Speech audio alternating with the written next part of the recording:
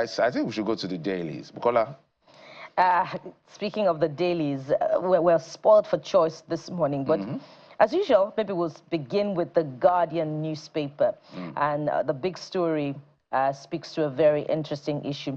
Mixed reactions trail proposal to hold general elections in one day. And, you know, that follows up on the constitutional amendment passing second reading, I believe, at the House of Representatives yesterday. And there are a number of proposals besides this one that will hopefully sail through. So what would it be like if we have elections in this country in one day, where presidential elections, the National Assembly elections, the State Assembly elections, and even the local government elections are held in one day? There'll be no longer that talk about the bandwagon effect of the presidential elections being held first of all, you know, and then the other elections held at a later date. So are we still going to have this colorful democracy that is debatably now colorful? Many believe that, you know, there's a hijack of the party system by just one political party. So, but it's an interesting constitutional proposal. So for those who are not quite familiar with what's going on, the committees of the Senate and the House of Reps are amending the Constitution.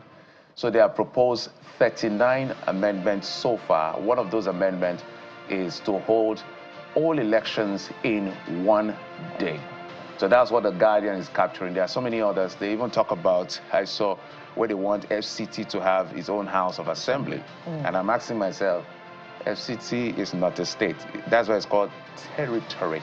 But they will debate all of that. FCT matters too, or FCT lives matter too. Trust me, a lot of those amendments, a couple of them will not fly. In fact, they're conflicting. Yes, they are even conflicting. There's one that says INEC should hold local government election. Another says there should be another body that will hold. So they want to have a national local government election, something. So those ones have to battle it out. Yes. So what I said, so if you go to Washington, D.C., the reason why it's called District of Columbia, the reason for calling names of capital, certain names in those kind of situations, is because when they pick from Niger, pick from here, they don't want any state to have ownership.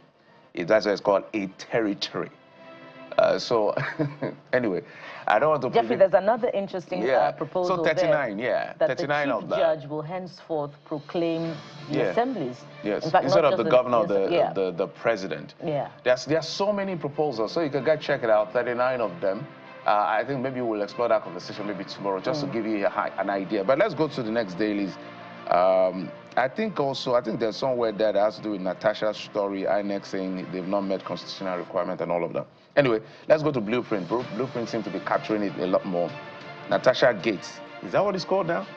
Yeah, that's how Blueprint captions it. Okay. New twist as INEC picks holes in recall petition. Justice Eguato washes hands off case. I like that. He recused himself. I never received 500 million naira from Akpabio. That's according to Natasha Akpotudwan, the senator that was suspended. So now that the case is in court, I think we should just let the court do their work. But the one that is even in court before now, the judge, Senator Akpabio's client, the counselor said they don't have confidence in the judge to be able to, you know, adjudicate over the matter. I think because he gave an ex parte over stopping that investigation that led to her suspension. So the man has said, okay, no problem, let's send it back to John Soho, the head of the courts at that level, and it will be reassigned. So the coming days will be full of a lot of maybe court drama, but let's see how it plays out. So just let the court do their job. Okay. I think the greatest, or one of the greatest beneficiaries of this will be the president right now, because a lot of attention all of a sudden is on the National Assembly. So Senate, you know, it's no more in a state of state of emergency, the president's performance, which is usually the case. We'll come back to it. It's now on Senate. We'll come back to it. So I think the president should in some way thank or be grateful, because at least it's on a 2-day holiday. No, it's actually been for a while. Well, you know how things blow over. Very soon, Rivers will probably being the news again, and the president will return to scrutiny. But he has not, in any way, shape or form left scrutiny, because there are a lot of loud voices from River State speaking against the declaration of a state of emergency. Not just River State. And as a matter of fact, calling for the resignation of the sole administrator. You're not, you're not even getting Kyrie's gist. Kyrie is not even talking about the declaration. He's talking about the president will be 2 years in office in less than 2 months. 2 months. He made promises. How well has he fulfilled those promises? So people are keeping track with So Senate we're busy instead. with state of emergency, suspension of governor, we quote constitution, now Senator Natasha versus Okpabio, we saw drama yesterday. 2 years. All of a sudden, let's it's 4 be years. grateful for something that makes you forget your hunger temporarily, right? Our job is to hold them accountable. And speaking of that, take a look at Nigerian Tribune. That's the next front page we have for you. And guess what it is about? Yeah, that's what it's about. INEC picks holes in Natasha's recall petition. Senator Webonyi Ezekwesili in War of Words at Senate Committee. You already know these things, right? So let's look for other stories that point to other things, right? Not taken away from the importance of this story, certainly. So I'm going to look for something that concerns, maybe generality of Nigeria. I wish we had sports. I was heartbroken yesterday. That's why I'm not even going there, Jeffrey. I'm not going to My sports heart is either. broken. Let's keep sports for when we have... we have a victory. Exactly. But take a look at this one. Senate, or rather federal character, Senate probes compliance of MDAs in recruitment others. And one of the lawmakers spoke passionately that when you go to some agencies, you hardly find people from his region there. I think he mentioned the CBN. I think he also mentioned the NNPC. So I don't know if this has a bigger national implication, but I'm really looking for stories that have wider implication on Nigerians aside the other one. But that's it for the Nigerian Tribune. All right, guys. So as we wind down, I wish part of the amendment that is being recommended has to do with what happens when the Speaker of the State House of Assembly or the Senate President or the Speaker of the House of Reps is the one that defects. Because the person is the one that will give force to defection. If they don't swear you in, you cannot be a lawmaker.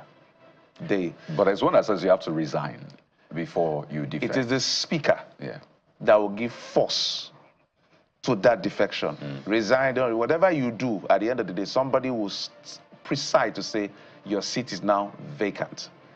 When it is that person that defects, what do we do? The person is also a lawmaker, so the person should resign as well.